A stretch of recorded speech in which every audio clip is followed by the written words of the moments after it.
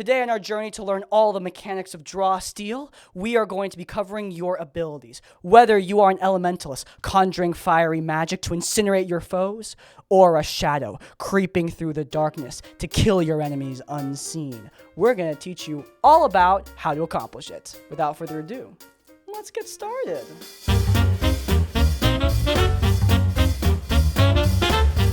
Okay, first up, at a fundamental level, you need to understand your heroic resources.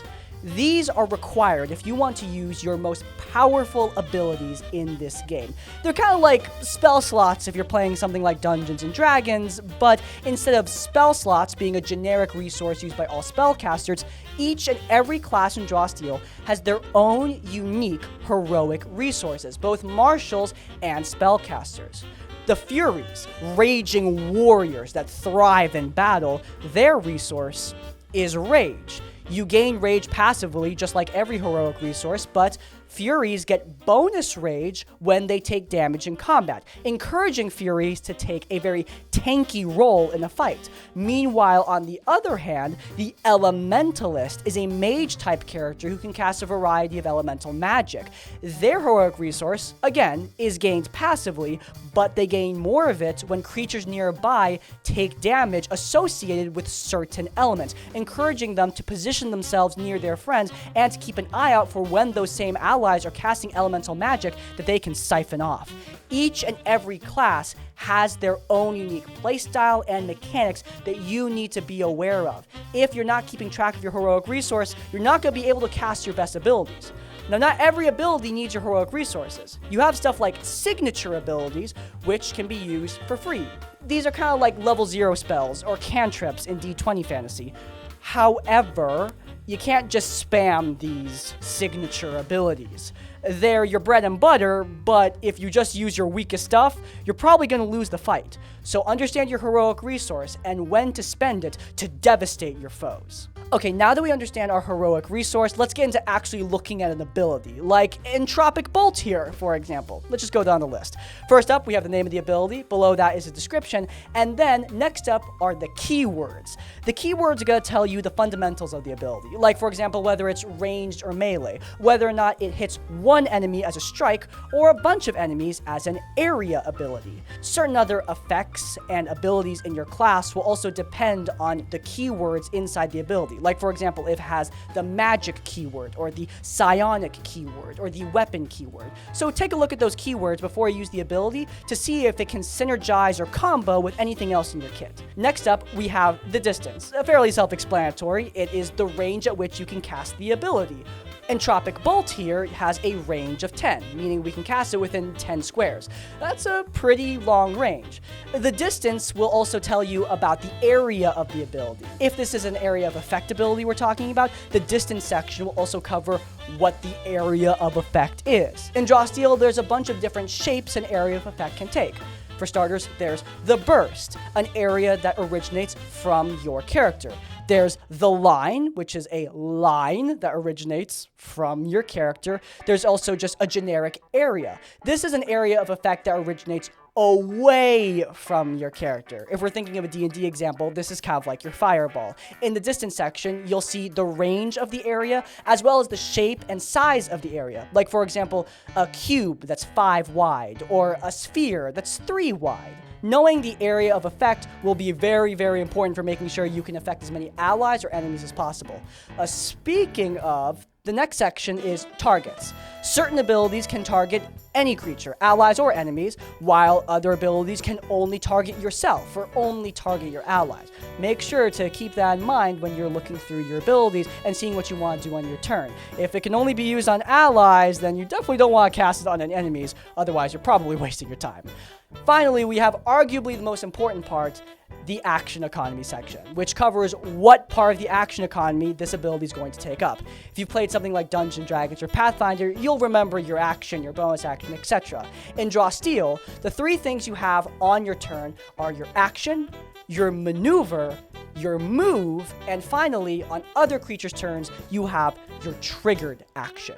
Make sure to keep in mind which section of your turn this ability is going to take up, so you're not using multiple actions in a single turn or multiple maneuvers in a single turn. Try to maximize your potential by using one ability that takes up your action and one ability that takes up your maneuver. That way you can use both in the same turn and devastate your enemies. Next up, you'll see a section that's familiar to you if you watched our video on the basics of rolling dice and draw steel. Good old tiers 1, 2, and 3. Depending on how well you roll, you'll get greater effects, with tier 3 being the best and tier 1 being the worst. Keep in mind that tier 1 will never do nothing when we're talking about casting abilities.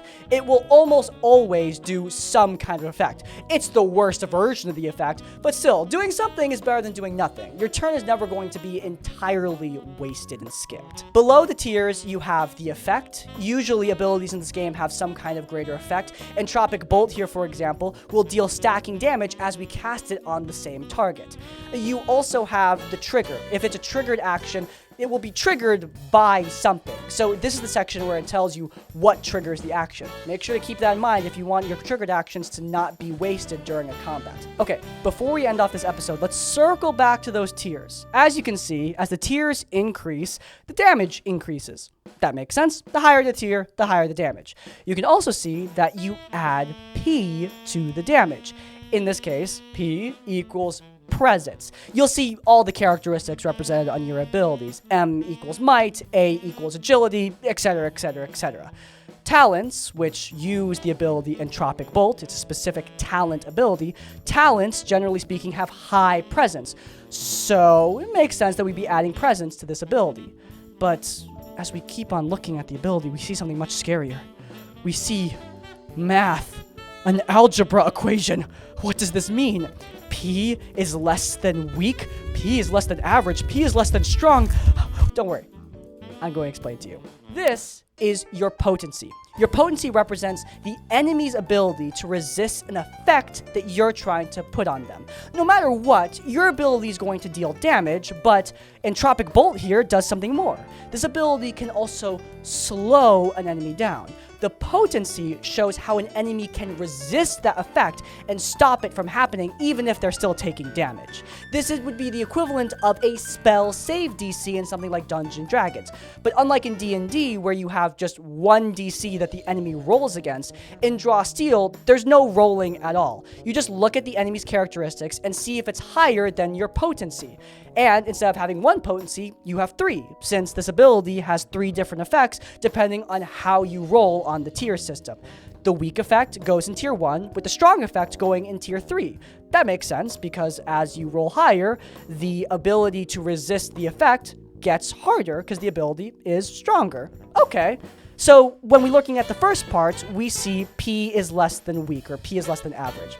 The P is the enemy's presence. Figuring that out should be rather easy. You just ask the director or the dungeon master.